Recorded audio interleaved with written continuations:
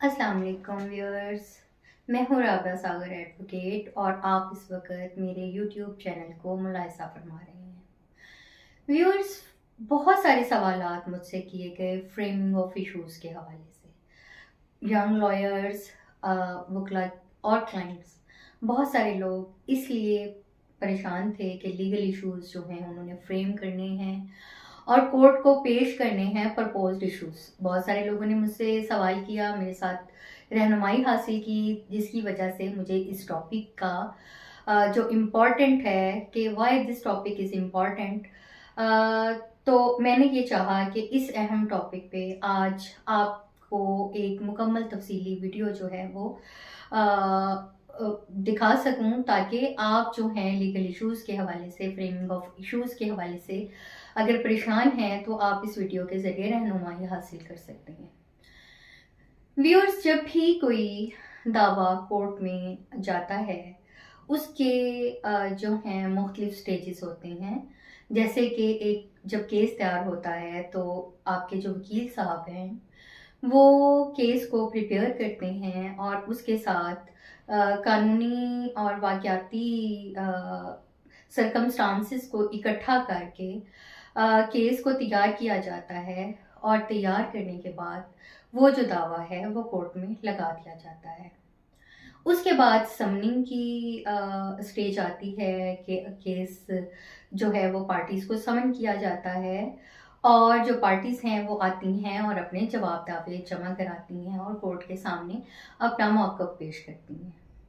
इसके फ़ौरन बाद जब शहादत की स्टेज आती है कि आपने अपनी एविडेंस जमा करानी है, उससे पहले कोर्ट के लिए बहुत इम्पॉर्टेंट होता है कि वो इसके जो इश्यूज़ हैं वो फ्रेम करे और ये वाज़े एक सूरत हाल सामने आ जाए कि जो केस को डिसाइड करना है वो कौन से पॉइंट्स पे करना है। अच्छा, इससे पहले ये होता था कि जो फ्रेमिंग ऑफ इश्यूज़ थी, वो टोटल जज साहब की रिस्पॉन्सिबिलिटी होती थी और वकला से प्रपोज्ड इश्यूज़ जो हैं दौरान समाअत नहीं मांगे जाते थे। लेकिन अभी जो है इस्लामाबाद में जब हम प्रोसीडिंग केसेस की कर रहे होते हैं तो शहादत के मौके पर जो जज साहिबान हैं वो वकला साहिबान से प्रपोज्ड इश्यूज़ जमा कराने के लिए कहते हैं और ये मरहला तमाम वकला के लिए बहुत ही ज़्यादा थोड़ा चैलेंजिंग होता है, क्योंकि इशू फ्रेम करने की उनको कोई ट्रेनिंग नहीं दी गई, उन्होंने इसके बारे में कोई ज़्यादा पहले प्रैक्टिस नहीं की। तो इशू फ्रेम क्या होते हैं, कैसे हम इशू प्रपोज़ कर सकते हैं और आप किस तरह बआसानी अपना जो केस है उसमें दावे के मुताबिक अपने जो इशू हैं, लीगल इशू जो हैं वो फ्रेम करके कोर्ट में जमा करा सकते हैं। तो व्यूअर्स, लीगल इशू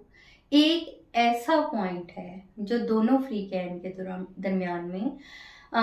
एक वजह अनाद है, तनाज़े की वजह है और नुक्ता इख्तिलाफ है। और इसी तनाज़े के हल के लिए जो लिटिगेंट्स हैं वो वकला से रब्ता करते हैं और जो वकील हैं उनके केस के फैक्ट्स के मुताबिक मुतलका कानून को मद्देनज़र रखते हुए उस मुतलका कानून के सेक्शंस के मुताबिक आपका जो केस है वो ड्राफ्ट करते हैं और वो कोर्ट में लेके जाते हैं। तो लीगल इशू जो है वो फ्री कैन के दरमियान एक ऐसा पॉइंट है जिसमें जो फ्री कैन हैं वो डिस्टर्ब हैं, वो फैसला नहीं कर पा रहे हैं, उनकी बहुत लंबी अरसे तक इस पे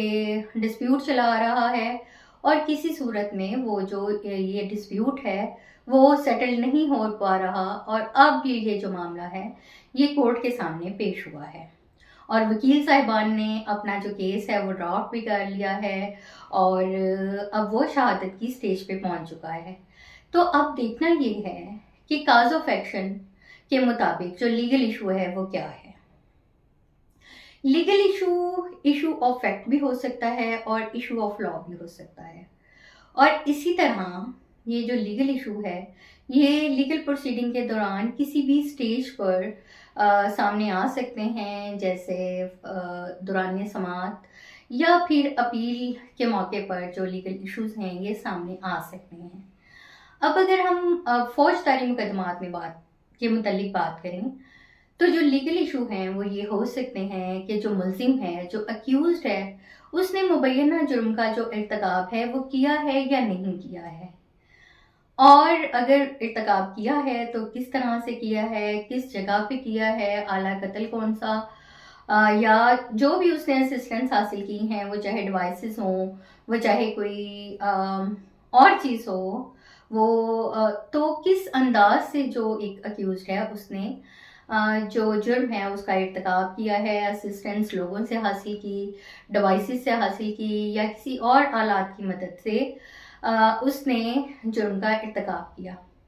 इसी तरह दीवानी मुकदमात में जो लीगल इश्यूज़ हैं वो ये हो सकते हैं कि आया जो डिफेंडेंट है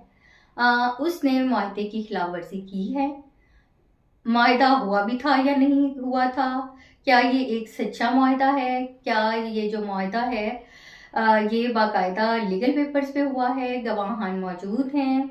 और ये जो मुआहदा है इसकी किस हद तक अभी तक पासदारी जो है वो हो चुकी है। इसी तरह कुछ जो लीगल इश्यूज़ हैं वो इंतज़ामी कार्रवाइयों के दौरान भी पैदा हो सकते हैं, और मुख्तलिफ जो अदारे हैं, हुकूमती अदारे, वो आपस में भी कुछ लीगल इश्यूज़ के ऊपर लिटिगेशन कर सकते हैं। तो व्यूअर्स, जैसे कि दो अदारों के दरमियान काम के जो एक लाइन ऑफ एक्शन है उसके हिसाब से उनके उनके ऊपर भी कोई डिस्प्यूट पैदा हो सकता है कि दो अदारों की जुरिस्डिक्शन है किसी एक काम पर, और वो चाह रही हैं कि ये कौन सा अदारा ये जो काम है ये सर अंजाम दे। व्यूअर, कानूनी मामलात में मुफ्त कानूनी मशवरत हासिल करने के लिए लीगल इमरजेंसी हेल्पलाइन 0331 7899 370 पर किसी भी वक्त मुझसे डायरेक्ट रब्ता कर सकते हैं। कानूनी मामला से आगाह रहें और मेरे चैनल से जुड़े रहें।